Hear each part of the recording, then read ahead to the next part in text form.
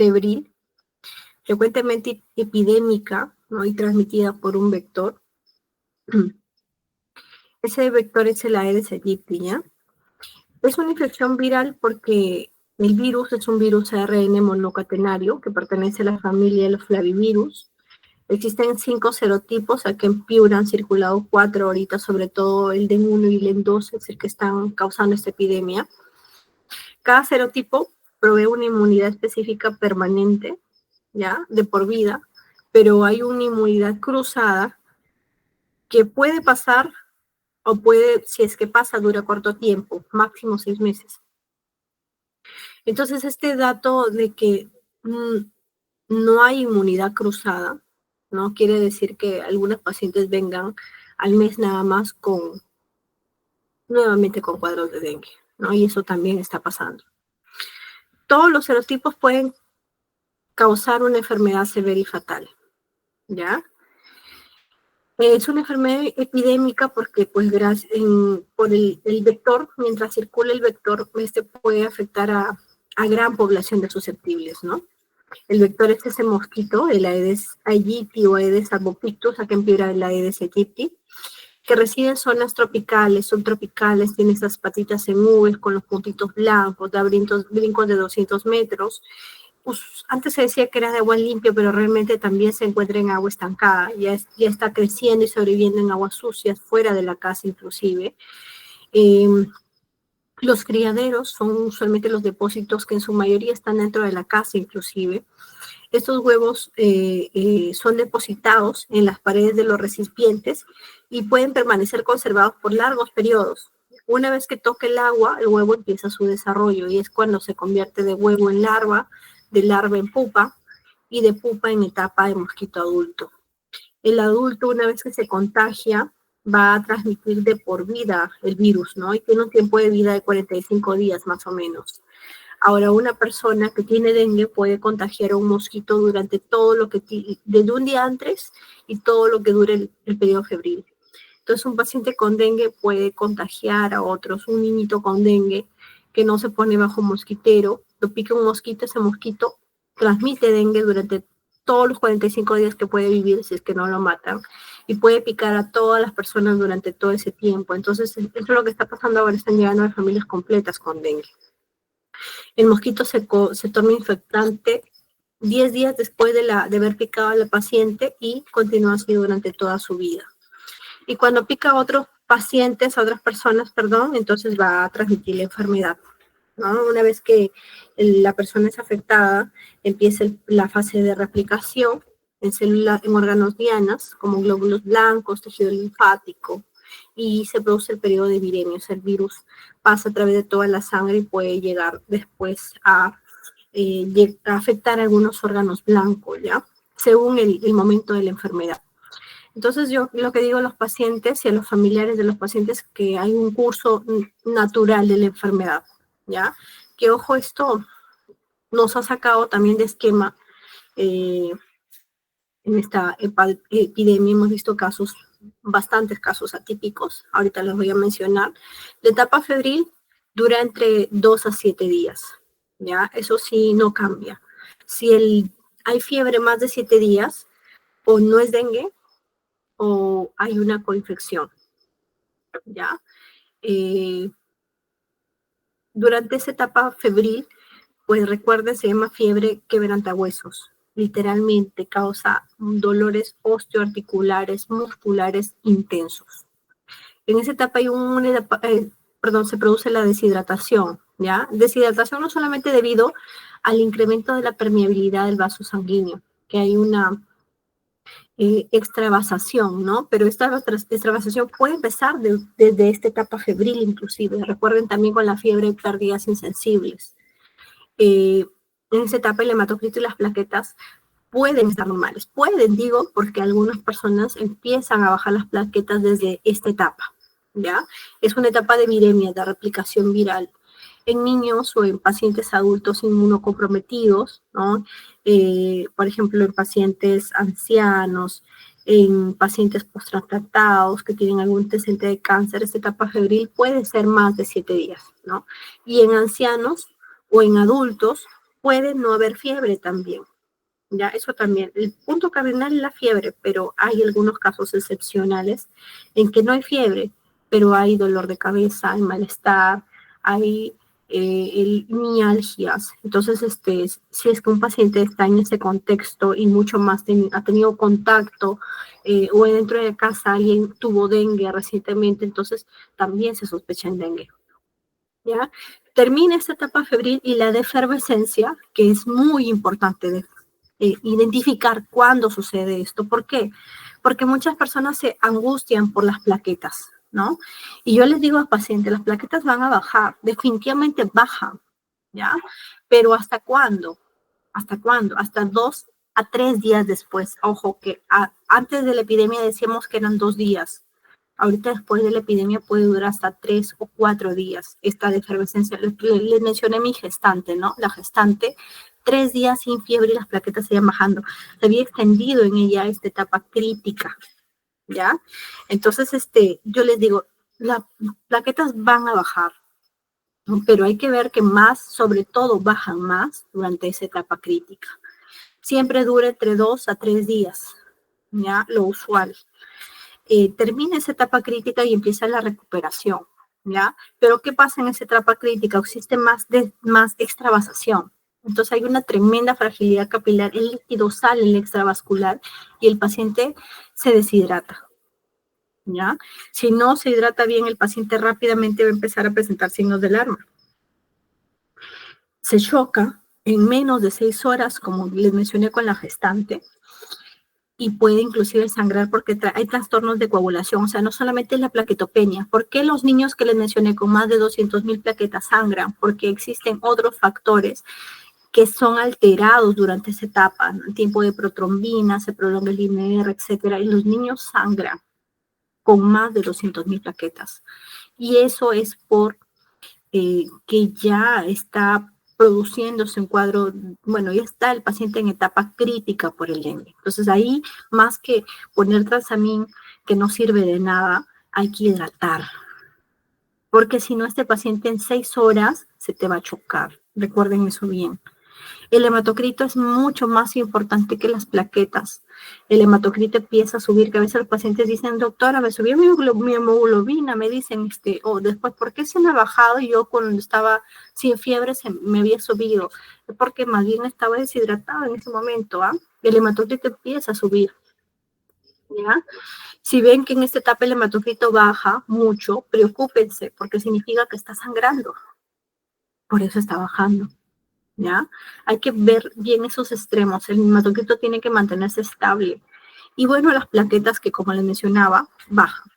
Sin embargo, bueno, las plaquetas en cuanto a severidad realmente no tienen mucha importancia porque he visto pacientes hasta con 1000 plaquetas que terminan la etapa crítica y empiezan a recuperarse las plaquetas. Pero sí es útil, y lo digo en esta epidemia, las plaquetas, porque me dicen hasta cuándo mi paciente está saliendo de la etapa crítica. Las plaquetas empiezan a subir cuando ya está en recuperación. Entonces, si ven un paciente que tiene 3, 4 días sin fiebre y ven que las plaquetas están bajando, ese paciente aún no está en etapa de recuperación, sigue en etapa crítica. Entonces, para eso sí me han ayudado las plaquetas, más que para ver el riesgo de sangrado. Realmente no se relaciona directamente con el riesgo de sangrado, la plaquetopenia. El hematocrito es lo que rápidamente se recupera y en la etapa de recuperación, pero las plaquetas tardan un poco más, ¿no? Y recuerden que pacientes cirróticos o en púrpuras trombocitopénicas, la plaquetopenia es mucho más severa, mucho más intensa. He visto pacientes con 1000 plaquetas y neutropénico con antecedentes de infarto hepático. Entonces su basal me decía, porque nos veía asustado ya, tenía 4000, el UCI se lo llevó a UCI y le dijo, ¿sabe qué? Usted va a sangrar espontáneamente, le tengo que hospitalizar en UCI. Bien asustado el muchacho. Yo también en parte, ¿no? Pero el muchacho después empezó a bajar, llegó a 1000, ¿no? Y tardó el que suban sus plaquetas, y hizo neutropenia inclusive. Tardó 4 días a 5 días, tardó la etapa crítica. Y él mismo nos dijo, no, doctores, 14 para mí es bastante, porque llegó a 12,000. Ya está cerca, me dijo, yo llego entre 10,000 a 14,000 en mi basal. y sucede así, ¿no? Lo mismo pasa con los cirróticos, manejan plaquetas bajas. Lo mismo pasa para las púrpuras, y ojo, se confunde mucho la púrpura con el dengue. A veces dicen, no, la plaquetopenia es por el dengue, pero realmente han sido pacientes que han terminado respondiendo a los pulsos de corticoides porque eran autoinmunes. ¿Ya? Entonces es importante plantear diferenciales también. En la etapa de recuperación usualmente existe el rash, ¿no? Y este rash intenso, pruriginoso algunas veces, que no ocurre en todos los pacientes, pero sí en la mayoría. Ofrece una reabsorción de todos los líquidos extravasados en la etapa ya de recuperación.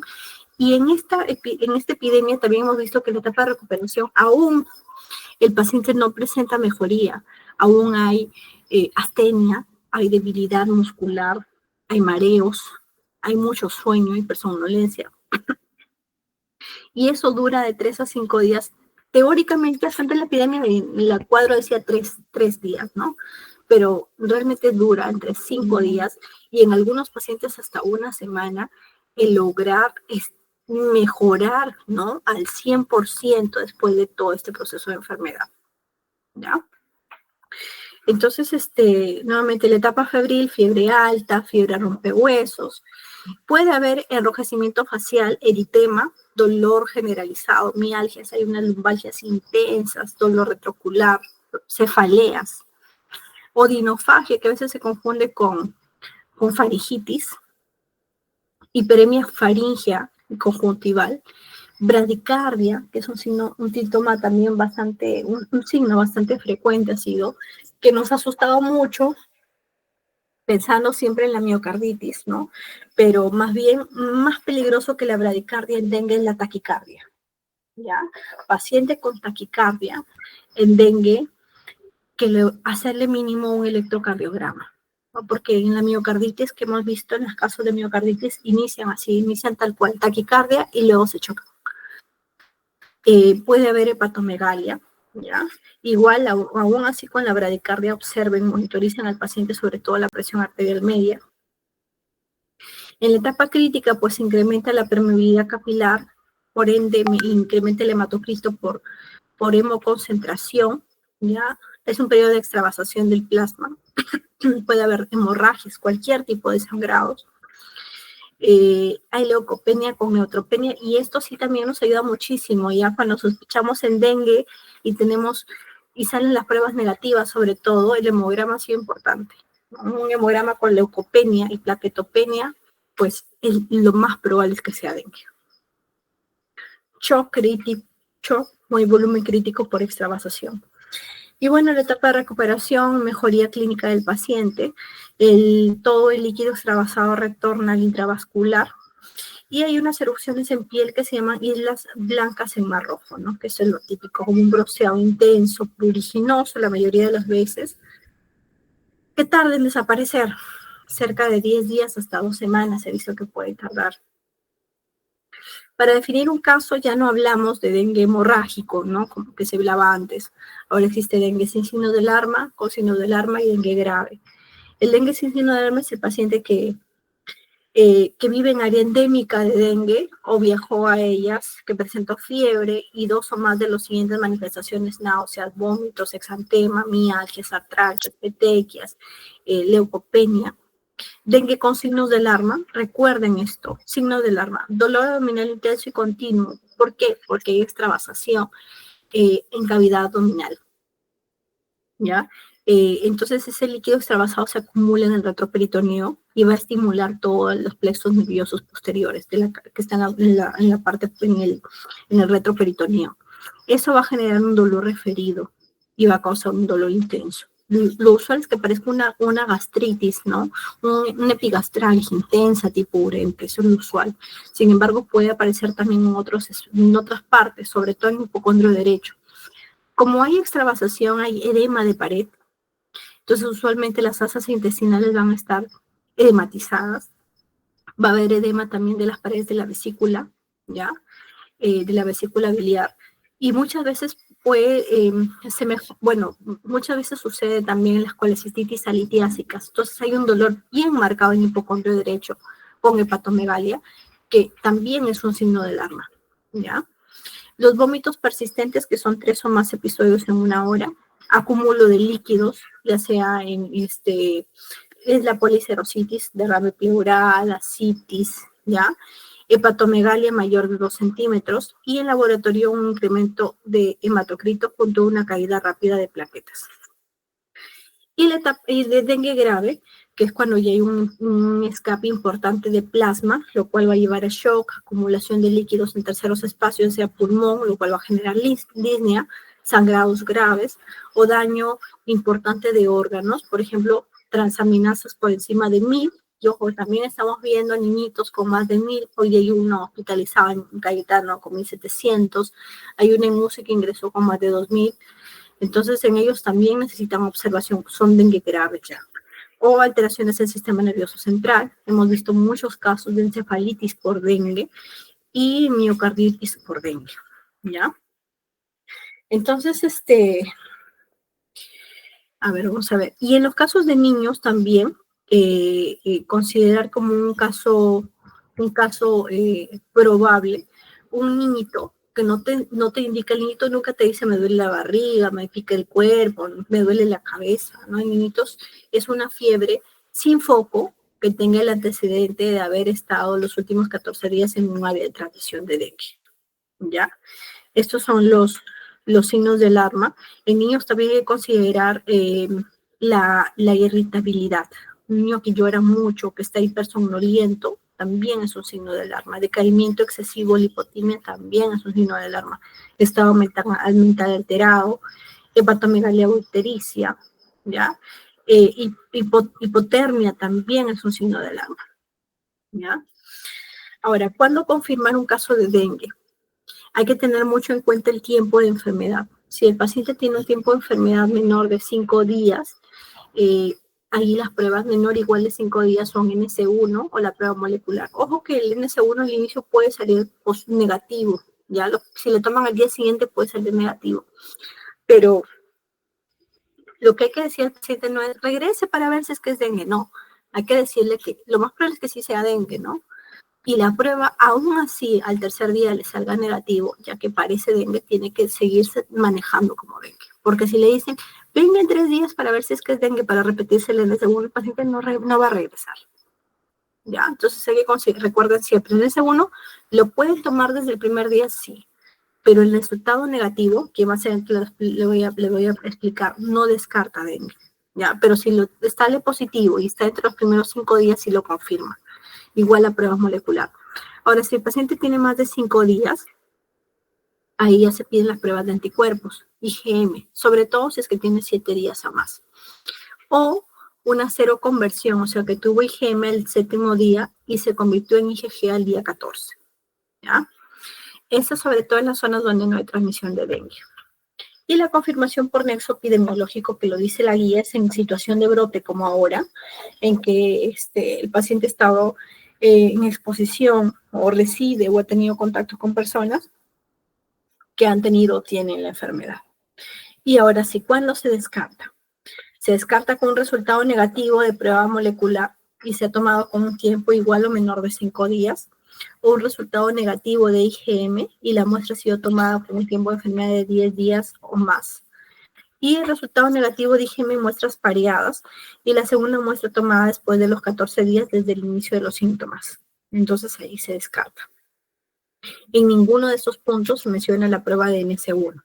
Es decir, una prueba de NS1 negativa no descarta el cuadro de dengue. ¿Ya?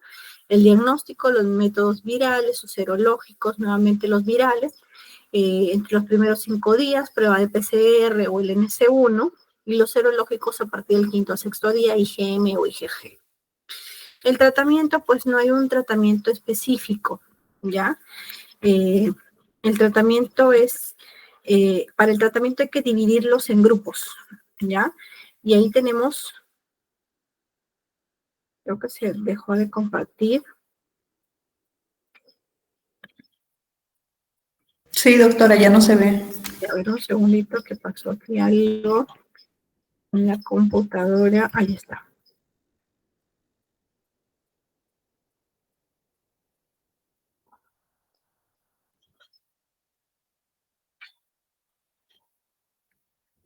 Para el tratamiento hay que clasificarlos en grupos, ¿ya? Y existen, y existen 3 grupos. Realmente existen 4 grupos, ¿ya? El grupo A es el grupo de pacientes con dengue sin signos de alarma. El grupo B1 es el paciente con dengue sin signos de alarma, pero con comorbilidad. Y el grupo B, que es el B2, que es el paciente con dengue con signos de alarma.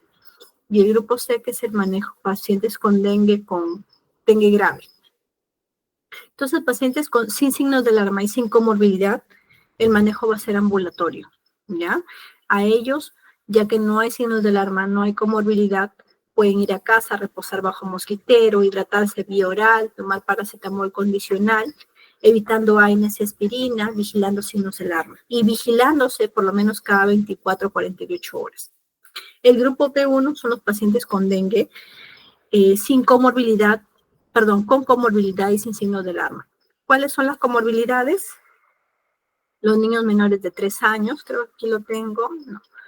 Los niños menores de 3 años, sobre todo, ¿ya? Para efecto de pediatría, o los niños que tengan alguna comorbilidad, ya sea hipertensión, obesidad, cardiópatas, ¿no? Diabéticos, y con problemas tiroideos. Entonces, ellos son el grupo B1. Ese grupo de pacientes no se envían a casa. Ese grupo de pacientes, aunque no tenga signos de alarma, se hospitalizan y se observan.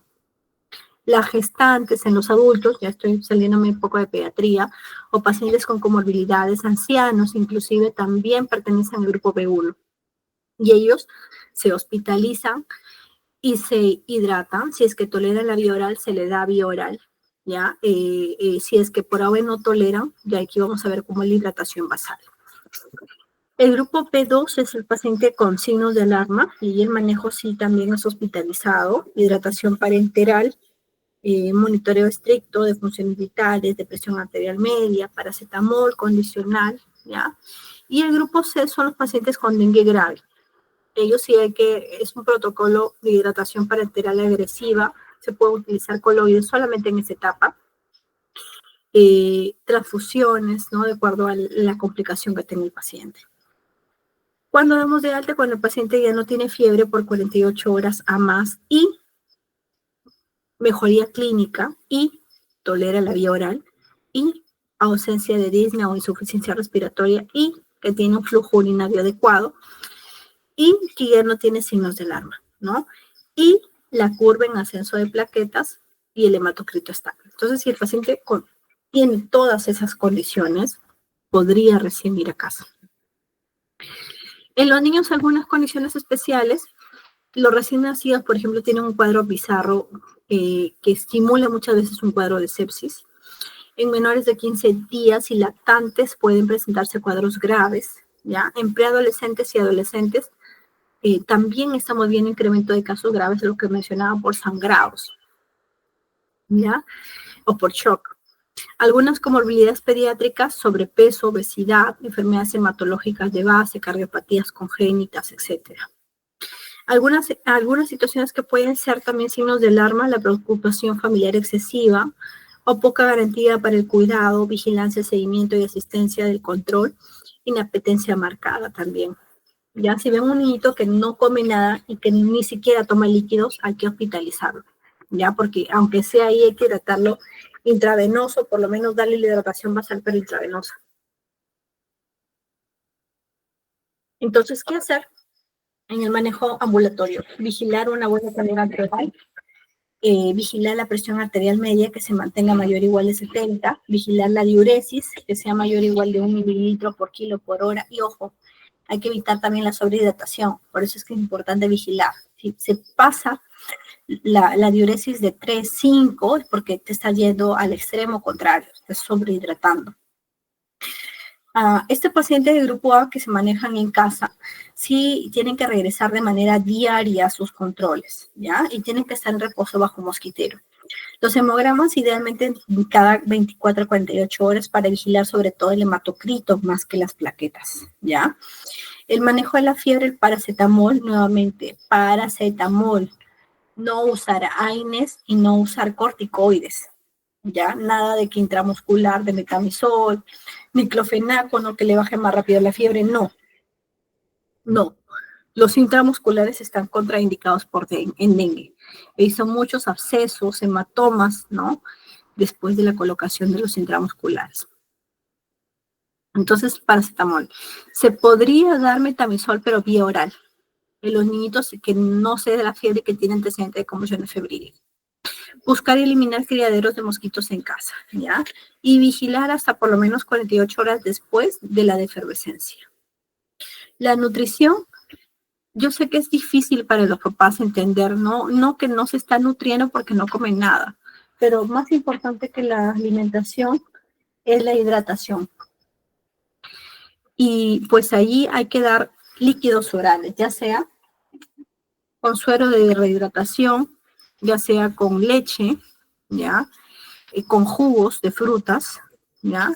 Si es que tolera la dieta, pues se da la dieta usual. Si no tolera la dieta, por lo menos la hidratación, ¿ya? Yo le digo mucho, insisto mucho en los jugos de fruta. O si el niño tolera los productos, la leche, pues que tome leche, si es que no está con diarrea, ¿ya? El seguimiento realmente debería hacerse cada 24 horas, máximo cada 48 horas. El paciente con signos de alarma, pues el manejo es hospitalizado. La hidratación es parenteral. Hay que evitar coloides. ¿Ya? Porque ¿qué pasa con la dextrosa? ¿Qué pasa con la solución polielectrolítica? Son soluciones hipotónicas que van a deshidratar más al paciente, ¿ya? Porque se van a ir al extracelular, la glucosa. Y por presiones, tema de presiones, sin sodio, con más dextrosa, va a jalar más líquidos a los compartimientos extracelulares. Entonces, ¿qué va a pasar con esa célula? Se va a deshidratar más. ¿Qué va a pasar con ese intravascular? No va a haber más líquido, o sea, va a salir más el líquido, ¿ya? Entonces hay que evitar coloides. ¿Qué hacen los coloides? Te deshidratan y te forman terceros espacios en sitios donde menos te los esperas, ¿ya? Monitoreo estricto de la presión arterial. Hay que medir la presión arterial media, ¿no? Y la presión arterial media realmente va a depender mucho de la edad del paciente. Y aquí le voy a mostrar tablas de manejo, de control de presión arterial por la edad. Recuerden, es igual presión sistólica más un tercio de la presión sistólica menos la diastólica. Hay que vigilar la frecuencia cardíaca, respiratoria, la diuresis. Realmente es importante la frecuencia cardíaca nuevamente, si bien es cierto la bradicardia es usual en dengue, pero una taquicardia, ¿no? Te debería hacer pensar en una miocarditis. Y nuevamente esto lo recalco, ¿ya? No usar paracetamol y evitar AINES y aspirina, y el reposo bajo mosquitero. En los niños, en el caso que no hayan signos de alarma, se podría hidratar con esta fórmula de Holiday-Segar, que es el requerimiento basal. La fórmula de Holiday-Segar es, para los primeros 10 kilogramos, se administra de 100 mililitros por kilogramo al día, o 4 mililitros por kilogramo por hora. ¿Ya? Entonces, si un niño pesa 10 kilos, le voy a dar 10 por 100, serían 1000, 1 litro al día. Entonces, cuando usted le diga a mamá, tienen que hidratar a su paciente, denle 1 litro o más en el día, vía oral. ¿Ya? Si pesa de 10 a 20, 1000 más 50 mililitros por kilogramo por cada kilo adicional dentro de los siguientes 10 kilos, ¿no? O 40 más 2 mililitros por kilogramo para los siguientes, por cada kilo adicional, ¿no? Por ejemplo, si pesa el paciente 20 kilos, le voy a dar 1000 por los primeros 10 kilos y 10 por 50, porque eran los 10 más 10 son, o sea, aquí van 10 kilos para los 1000, ¿no? Y te quedan 10 kilos porque tiene 20 kilos. Entonces, estos 10 kilos, yo pongo 10 por 50, son 500, más los 1000 anteriores serán 1500 al día. Ahora, si pesa 15 kilos, por los primeros 10 kilos daba 1000, ¿no? ¿Cuántos me quedan? 5.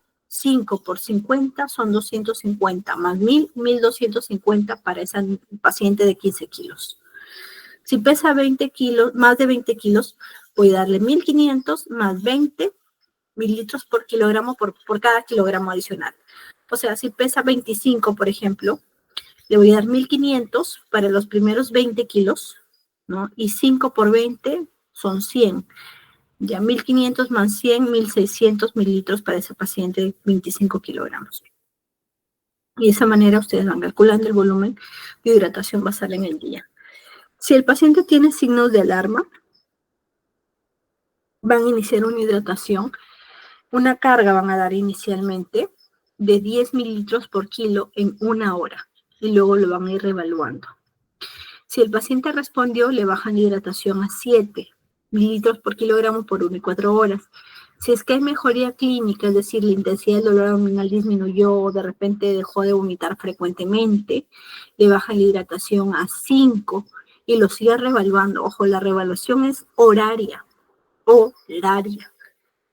Si es que hay mejoría clínica, le bajan la hidratación a 3. El basal es de 2 a 3. ¿No? Si es que yo veo pacientes cardiópatas o con comorbilidades o niñitos, lo dejo con 2 para evitar sobrecargarlo. Si veo adultos jóvenes que están orinando bien, que no se ingieren bien líquidos, entonces lo mantengo con 3.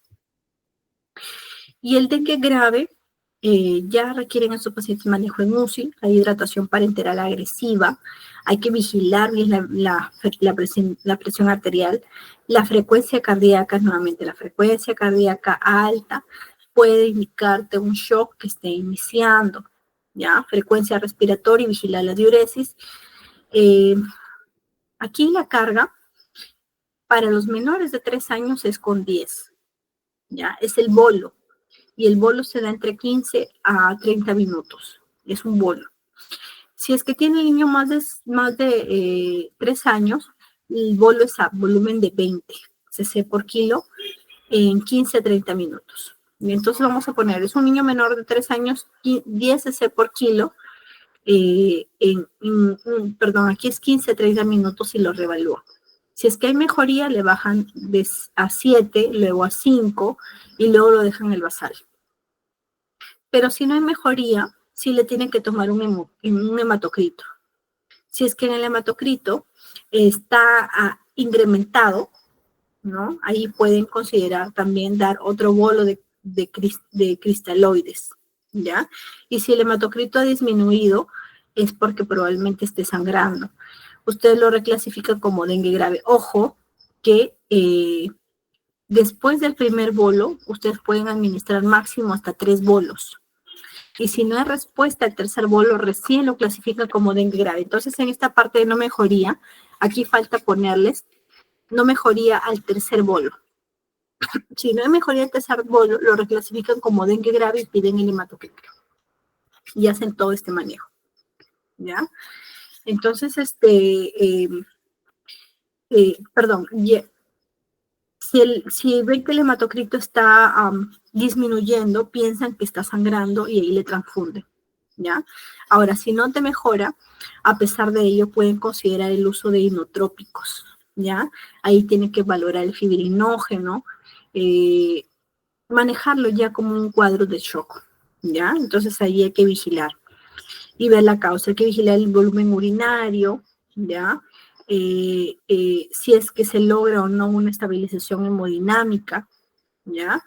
Eso es lo que tiene que valorar. Y también pedir bien los factores de coagulación, si es que no hay déficit de fibrinógeno, etc. La terapia con hemoderivados, en el caso que el hematocrito baje, ¿no? Y pues el paciente se encuentre en etapa grave, ¿no? En los recién nacidos, ¿no? Hay algunas literaturas que sugieren una transfusión profiláctica, porque realmente nosotros no ponemos plaquetas profilácticamente, porque las plaquetas solitas se recuperan después. Cuando los colocamos nosotros en los adultos con área menor de 15.000 y plaquetas y sangrado activo. Solamente en esa situación, y aún así, ¿no? A veces prescindimos también de eso. Pero en los recién nacidos hablan ya de una transfusión profiláctica cuando las plaquetas son menores de 10.000, ¿ya? Y terapéutica en presencia de sangrado activo y recuento plaquetario igual o menor, aquí dice de 20.000, pero realmente nosotros esperamos hasta 15.000. Si el paciente está sangrando, pues hay que reponer plaquetas, ¿ya? A una razón de 5 a 10 mililitros por kilogramo de paquete globular o de 10 a 20 de sangre total. Y vamos vigilando, pues, el hematocrito post-transfusional.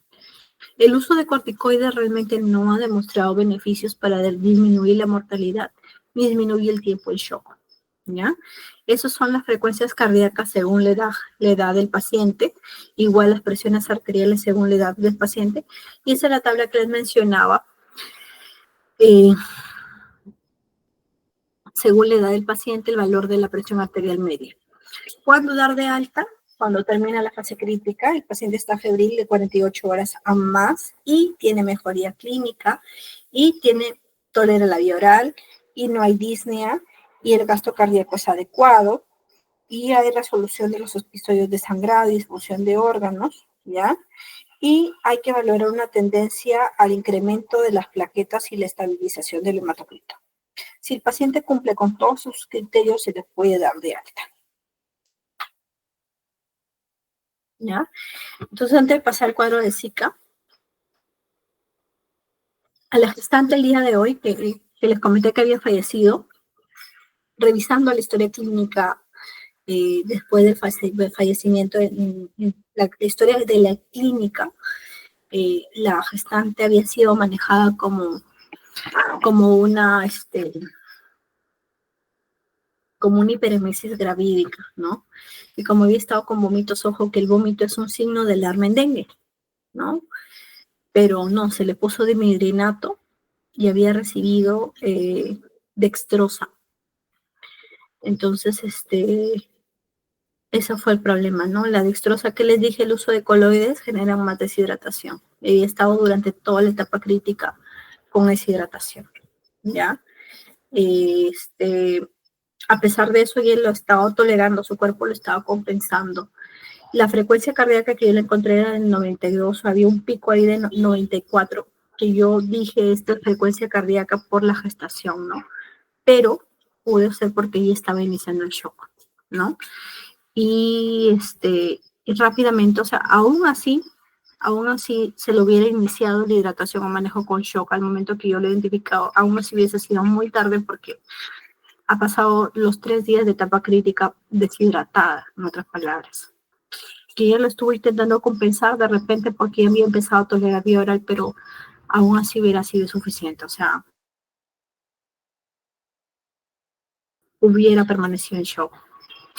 Pero realmente se pudo cambiar eso por la hidratación, ¿ya? Desde el inicio, desde la etapa crítica. Y así como ese caso, he visto colegas, ¿no?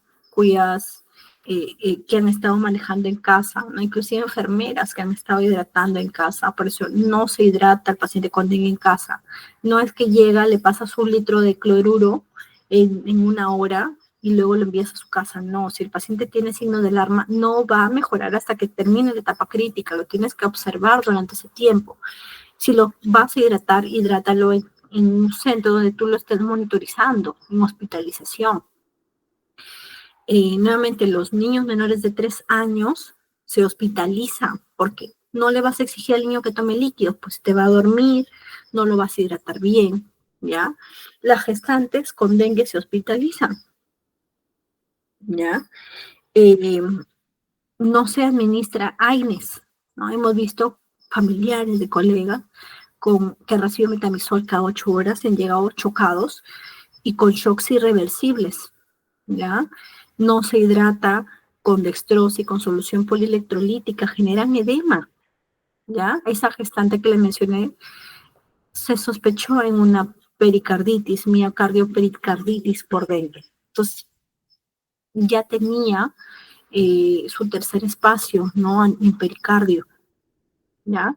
E hizo una jovencita de 16 años, que iba convulsionando por dengue, tenía un tremendo edema cerebral. Le había estado tratando una enfermera en casa con solución polielectrolítica porque tenía diarrea. empezó a sangrar y falleció. Entonces, las muertes por dengue se pueden evitar. Y todo depende del manejo que le demos. ¿Ya? Entonces, si ustedes van a ver un paciente con signo de alarma, con dolor abdominal, le ponen paracetamol o le ponen ¿qué más le ponen? Omeprazol, le ponen escopolamina, están ustedes tapando el signo de alarma. El signo de alarma es como el humo que ustedes ven a lo lejos que algo se está quemando. Ese es el signo de alarma. Si ustedes se tapan los ojos y no ven el humo, la casa se va a quemar. ¿Ya? ¿Y qué necesita esa casa? Necesita agua. Entonces, antes de taparse los ojos poniendo sintomáticos, ustedes hidraten, denle agua al paciente. ¿Ya? Ahora, no solamente agua vía oral, ¿no? Es algo, no lo cojan tan literal, ¿no? Son líquidos y líquidos glucosados, o sea, jugo de frutas, infusiones con azúcar, leche si es que tolera, ¿no? El suero de rehidratación, ¿ya? Conversen con los familiares, díganles que la fiebre es parte de la evolución de la enfermedad, ¿ya? De que el niño no va a convulsionar más que por el dengue, va a convulsionar por el signo de alarma, por la encefalitis, por dengue. Entonces díganle, señora, su paciente va a tener fiebre de entre 2 a 7 días. No hay nada que le corte la fiebre. Entonces no me pida metamizol en la nalga, ni en la vena, porque se va a chocar, porque va a empezar a sangrar más tempranamente. Lo que tiene que hacer es guardar reposo, ponerle sus pañitos de agua, bañarlo, y darle su paracetamol, hidratarlos sobre todo, ¿ya? Hidratarlos. Eso tienen que explicar a los familiares. Cuando ya termina la fiebre, no es que ha mejorado porque ya no hay fiebre, es porque recién está empezando su etapa crítica y ahí es que hay que vigilar más y hay que hidratar mejor. Eso tienen que explicar a los pacientes. Si es que está sangrando, no utilicen el Transamin. Ya, si es que insisten con la fiebre y no paran, no utilicen el metamizol intramuscular ni intravenoso. ¿Ya? Entonces, no se utilizan algunos coloides, no se utilizan coloides, no se utilizan dexametasona, que he visto también a colegas con dexametasona intramuscular, con diclofenaco, que porque tenía un dolor lumbar muy intenso, entonces diclofenaco con dexametasona, no hagan eso. Ya, eso está contraindicado, no se hace en dengue. Las muertes por dengue son prevenibles si es que ustedes manejan bien a sus pacientes. ¿Ya? Ahora, dengue, hay un punto aquí que me faltó, en neonatos con dengue puede haber transmisión vertical y eso ocurre cuando el dengue se transmite durante las últimas semanas de gestación, o sea, cuando la gestante está próxima al parto y le da dengue. Entonces recuerden que el periodo de incubación del dengue es entre 2 a 14 días. Entonces ese niñito puede hacer un periodo de incubación también después del vientre de la madre, ¿no? Y a la semana empezar con fiebre, puede simular mucho un cuadro de sepsis, puede hacer hipotensión, ¿no? Y realmente es un cuadro de dengue, ¿no? Ahorita en Cayetano hay un recién nacido con calcificaciones cerebrales y que le salió su prueba molecular de dengue. La mamá tuvo dengue durante las últimas semanas de gestación. Entonces, sí tienen que vigilar eso, ¿no? Sobre todo a las gestantes. Ya hay que cuidarlas. Ahora, el Zika. El Zika es una enfermedad menos letal que el dengue, pero es una enfermedad que si afecta a las gestantes va a generar un problema de por vida en los niños. Es un virus ARN monocatenario que pertenece a familias flavivirus, existen 2 linajes, el africano y el asiático, y va a generar una respuesta inmune que protege de por vida. El periodo de incubación es entre 3 a 12 días. El 25% de los pacientes pueden presentar asintomáticos, ¿ya? O sea, sin fiebre, sin molestias. Pero la fase sintomática sí tiene entre 2 a 7 días de evolución. Puede presentar el niño fiebre, erupción cutánea, conjuntivitis, edema periarticular, aquí vemos la conjuntivitis apurulenta, vemos el exantema, ¿ya? En esta parte los pacientes con Zika, el rash ya no es un mar rojo con líneas blancas, sino te genera las lesiones más mácula populares. Mira, aquí estas son abones, ¿no? Aquí donde estoy señalando. Ustedes pueden ver el rash, lo pueden palpar, ¿ya? es como un encaje rojo, siempre lo comparo, un encaje rojo sobre la piel del paciente, ¿no? Y literal, aquí ven un encaje rojo, algo papular, palpable, ¿no? Rojo sobre la piel blanca del paciente, ¿ya? Hay edema periarticular, tenemos el edema, hay adenomegalias, ojo, en dengue también podría haber adenomegalias, y la conjuntivitis apurulenta. Entonces, en Zika lo que más predomina es la conjuntivitis, es el rash, ¿no? Y solamente un 25% de los pacientes sí no podrían presentar fiebre inclusive. Cuando hablamos de un caso sospechoso de Zika, cuando el paciente tiene tiempo de enfermedad de 7 días o menos, reside o ha visitado una zona de transmisión de Zika y que además presenta algunas de las siguientes manifestaciones: fiebre, conjuntivitis no purulenta, mialgia, cefaleas, artralgias, edema periarticular. Caso confirmado cuando ya tenemos una prueba confirmatoria, ya sea por prueba molecular o ELISA-IgM. Ahora, ojo que el ELISA-IgM es solamente para recién nacidos con síndrome congénito o en pacientes con síndrome de Guillain-Barré con descarte de otro flavivirus. Solamente en ese caso está validada la prueba de ELISA. Para todos los demás, prueba molecular. Durante los primeros 5 días en sangre y después de los días 5 hasta el día 15 pueden encontrarlo en otro tipo de secreciones, fluidos corporales. En semen hasta los 6 meses, ¿ya? Síndrome de Guillain-Barré también asociado al virus de Zika. Y ojo que ahorita hay una alerta epidemiológica por síndrome de Guillain-Barré asociado a dengue en estos casos, pero igual aún hay que descartar el tema del Zika.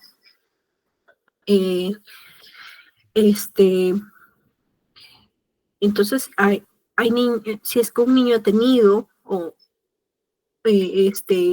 ha vivido en una zona de transmisión de Zika los 30 días previos y tiene un cuadro clínico compatible con síndrome de Guillain-Barré, entonces habría que sospechar, ¿no? Siempre y cuando descartando otras causas del síndrome de Guillain-Barré como Campylobacter, citomegalovirus, Epstein-Barr, VIH, ¿no? Dengue u otros enterovirus. Síndrome congénito asociado al virus de Zika es hijo de madre que presente cualquiera de estos siguientes antecedentes: residencia o que haya visitado áreas epidémicas de Zika durante la gestación, ¿ya? Contacto sexual sin protección durante la gestación con una persona que 8 semanas previas al contacto sexual tuvo el antecedente de residencia o viaje a una zona endémica o que tenga una prueba positiva de Zika, ¿no? O una enfermedad exentemática en área con antecedente de transmisión de Zika o infección confirmada de Zika. Entonces, un hijo de madres con estas características sospecha en un caso de síndrome congénito asociado al virus de Zika. ¿Y qué es lo que sucede en los neonatos? Microcefalia, ¿no? Disminución de menos 2 desviaciones estándar por debajo de lo normal para la edad y sexo, ¿no? O malformaciones congénitas del sistema nervioso central, ya sea con manifestaciones clínicas o no de compromiso neurológico a través de las imágenes. Y bueno, caso confirmado, pues cuando ya hay un resultado de laboratorio positivo para Zika. Los primeros 5 días de la infección, la PCR en tiempo real. Después de los 5 días, PCR, pero ya en otros fluidos corporales que no sean sangre, ¿no? Suero. Síndrome de Guillain-Barré, un problema de salud pública y debilidad muscular o parálisis progresiva. Y bueno, hay otras causas también de síndrome de Guillain-Barré, pero siempre considerarlo, ¿no? La mayoría sí pueden fallecer, ¿no? El tratamiento es con inmunoglobulinas en ese caso. Y bueno, el virus de Zika puede producir otros síndromes neurológicos como meningitis, meningoencefalitis, mielitis, y se puede considerar también asociado a púrpura trombocitopénica inmune. Ya, aquí vemos la microcefalia que mencionaba. Nuevamente, problemas de hidrocefalias, la microcefalia, ¿ya? Hace unos 2 años hicimos una serie de casos, ¿ya? Logramos contactar a todos los hijos, ¿no? De madres que tuvieron Zika durante el embarazo, que habían estado registrados en las historias a nivel regional. Encontramos 9. De los 9 logramos pedirle pruebas para Zika a la mayoría, ¿no? Y la mayoría fueron negativos, como ven ustedes. La mayoría tuvieron prueba molecular de Zika negativos, ¿ya? Y a ellos los citamos y les hicimos hacer Una serie de evaluaciones, ya sea por oftalmo, por otorrino, por psicología, por terapia física y por neuropediatría. Dentro de ellos encontramos que a pesar de no tener microcefalia, porque ninguno tuvo microcefalia de todos ellos, sí encontramos conductas impulsivas, ¿ya? Hipoacusia, retardo del lenguaje, retraso psicomotor leve, hipotonía muscular o retraso psicomotor en general. Entonces, todos los pacientes, si bien es cierto, no tenían microcefalia, pero tenían algún déficit del desarrollo. Entonces, población de riesgo, los neonatos, sobre todo menores de 1 año. Las recomendaciones, la hidratación, el reposo y, bueno, el uso del mosquitero, ¿no? Mayor riesgo a las gestantes justamente por los niños. ¿Qué hay que hacer con esos bebés con posible infección congénita asociada al virus de Zika? Seguimiento, ¿ya? ¿Por cuánto tiempo? Sobre todo el primer año. Hay que pedirle pruebas tiroideas, examen neurológico, examen oftalmológico, y hay que hacer la evaluación auditiva a través de los potenciales auditivos evocados. Y ese es el protocolo brasileño. Este es en cuanto a la microcefalia, ¿no? Que les he mencionado. En cuanto a chikungunya, chikungunya proviene de un término maconte que significa el que camina encorvado, ¿ya? Entonces, causa dolores articulares muy, muy intensos, ¿ya? Entonces, recuerden, el paciente con chikungunya es un paciente que tiene artralgia sobre todo, ¿ya? La mayoría de las personas infectadas presentan síntomas. El periodo de incubación usualmente es entre 4 a 7 días y la fase aguda dura entre 5 a 10 días. Las manifestaciones clínicas, dolor articular que puede llegar a ser inclusive incapacitante por la intensidad. Manifestaciones cutáneas, usualmente la erupción entre el segundo y quinto día después de haberse iniciado la fiebre, y pueden ser maculopapulares, hiperpigmentadas, pruriginosas. Podrían haber manifestaciones cardiovasculares o neurológicas, ¿no? En caso de encefalitis. Y en las fases crónicas puede durar meses a años, caracterizadas por dolor articular. Recordemos en los casos de chikungunya neonatal, aquí lo más frecuente es el síndrome hiperálgico. ¿Qué significa? Los niños lloran, están muy irritables y no se sabe la causa. Ese es el síndrome hiperálgico. La madre virémica y asintomática en los 4 días antes del parto. La mediana desde el inicio de los síntomas son 4 días, ¿no? Y la tasa de transmisión vertical es del 50%, ¿ya? Como les dije, sobre todo el síndrome hiperálgico, erupción cutánea, edemas en extremidades. En un porcentaje menor pueden presentar meningoencefalitis o insuficiencia respiratoria o descamación grave o hiperpigmentación o dermatitis bulosa. Entonces, esto es lo que ocurre en los niños, las manifestaciones cutáneas, el edema, como vemos, el edema, las lesiones, el rash vesicular, ¿no? Y las lesiones bulosas y el eritrodermia, que les había mencionado antes. La enfermedad puede ser aguda, subaguda y crónica. Aguda las primeras 3 semanas, hay fiebre alta y dolor articular severo, puede haber mialgias, náuseas, vómitos, rash y conjuntivitis, ¿no? Ese es el tórax anterior en los niños con el chikungunya. Algo peculiar es que afecta la cara de las manos y las plantas de los pies. Aquí vemos un paciente con la cara todo con el rash y las palmas de las manos. Las lesiones bulosas, como les mencionaba, en asociación con la fiebre alta, ¿ya? Se rompen fácilmente sin dejar cicatrices o cambios pigmentarios. Lesiones pigmentarias también que vemos, ¿ya? Enfermedad posaguda, cuando tiene de 3 semanas a 3 meses, hay reaparición de los síntomas. Algunos pueden presentar síntomas reumáticos, sobre todo los dolores articulares, ¿ya? Algunos pueden presentar, sobre todo los niños, algunos, trastornos periféricos transitorios como el síndrome de Raynaud, ya, síntomas represivos, o la depresión es un punto importante en chikungunya. Si ven un paciente deprimido que ha tenido la historia de fiebre y dolor articular, pensar en que tuvo chikungunya, fatiga y debilidad. Y mayores de 3 meses, pues algunos casos que se han reportado a nivel de Sudáfrica e India, es que los síntomas pertenecen hasta 10 meses después del inicio de los síntomas, ¿ya? Laboratorialmente en Zika puede encontrar trombocitopenia, leucopenia, alteración de pruebas hepáticas, la elevación de la BCG, PCR y disminución de los niveles de protrombina, ¿ya? Entonces se maneja un flujograma para la notificación de los pacientes con chikungunya.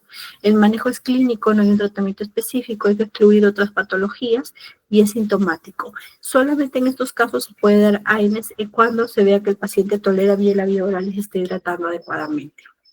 El manejo es clínico, pidiendo su laboratorial basal, buscando signos de alarma, con AINES antihistamínicos, no usar corticoides ni aspirina.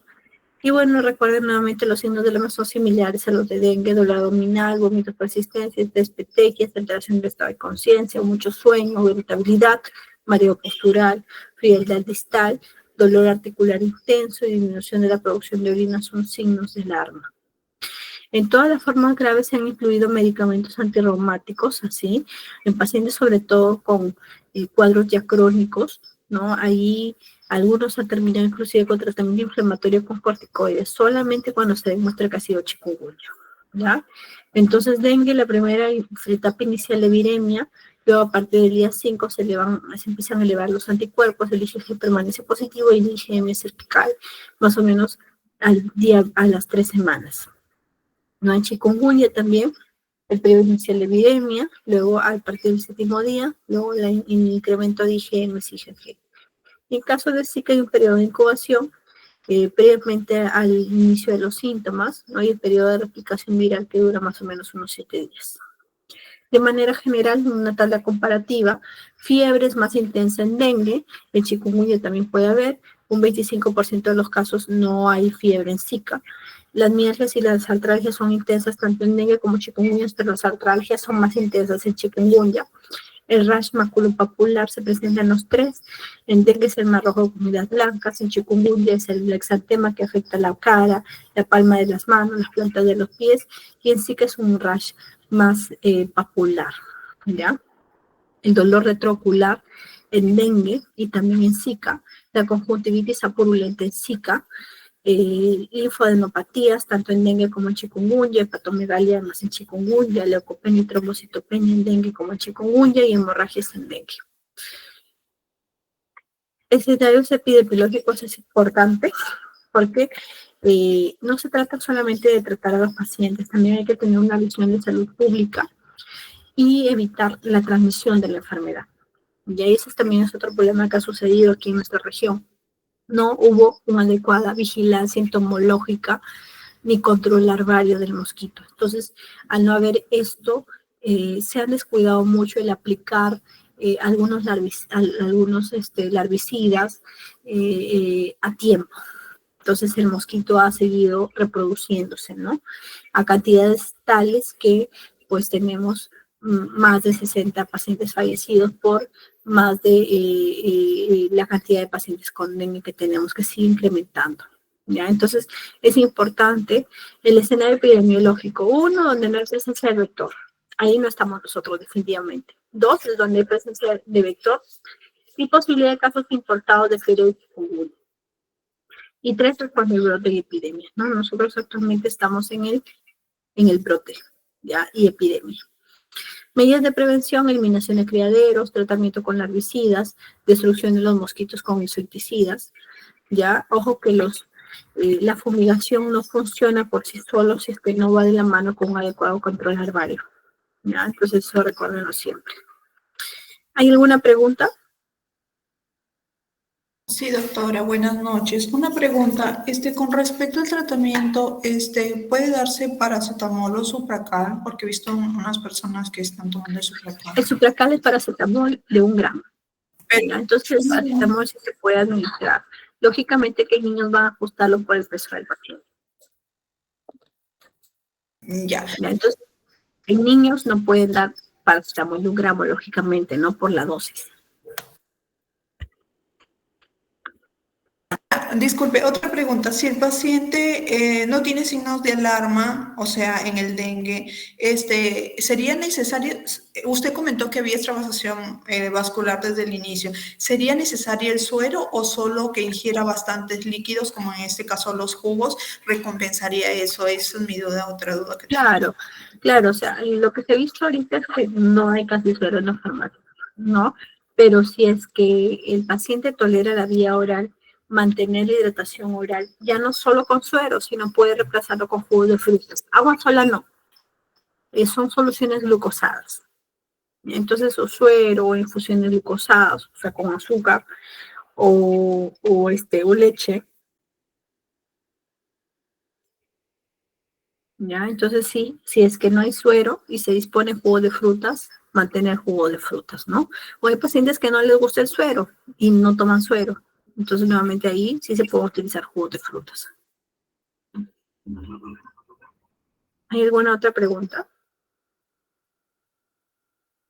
Otra pregunta, disculpe. Si el paciente no tiene signos de alarma, está con dengue y antes de que llegue a la etapa crítica, ¿es necesario, porque hay unas personas que dicen que sí, no, a unos médicos, sacarle sus exámenes para ver las plaquetas antes que entren al estado crítico? Claro, si no están en etapa crítica, también se pueden solicitar sus pruebas para plaquetas. Yo les mencionaba eso justo. Las plaquetas, si bien es cierto, no me ayudan.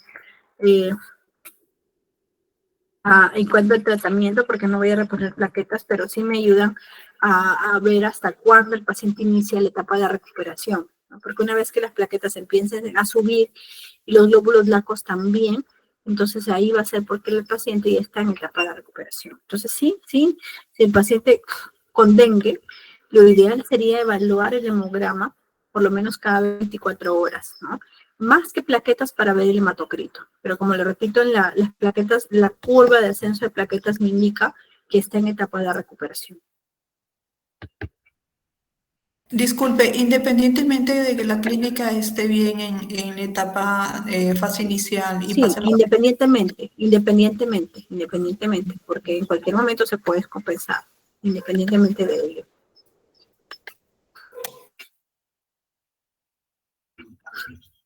Disculpe, ¿algún documento donde podamos ver la presión arterial médica, presión arterial media, así Claro, como... les proyecté las diapositivas, ¿no? Esas diapositivas se las voy a enviar para que ustedes lo tengan también a la mano.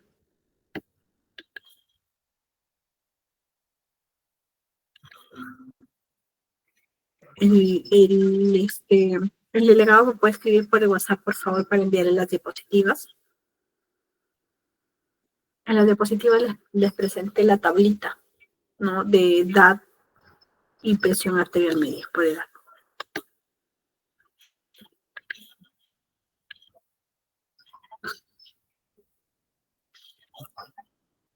La última pregunta, con respecto al paracetamol, ¿ya no se da por kilo de peso de acuerdo al peso o a la edad que tenga? Porque los... No, básicamente se da de acuerdo al peso del paciente. El paracetamol siempre es dosis por peso del paciente, no se da nunca por edad. Disculpe, ¿y hasta qué edad ya deja de dar? Hasta que el paciente tiene más de 60 kilos. 60 kilos ya es edad, maneja como adulto, ¿no? Ya, Y doctora. aún así hay pacientes que con más de 40 kilos ya se maneja con dosis de adulto también. Gracias, doctora. Esa era mi duda. Si no hay más preguntas, me escribe el delegado, por favor, para enviarle las diapositivas.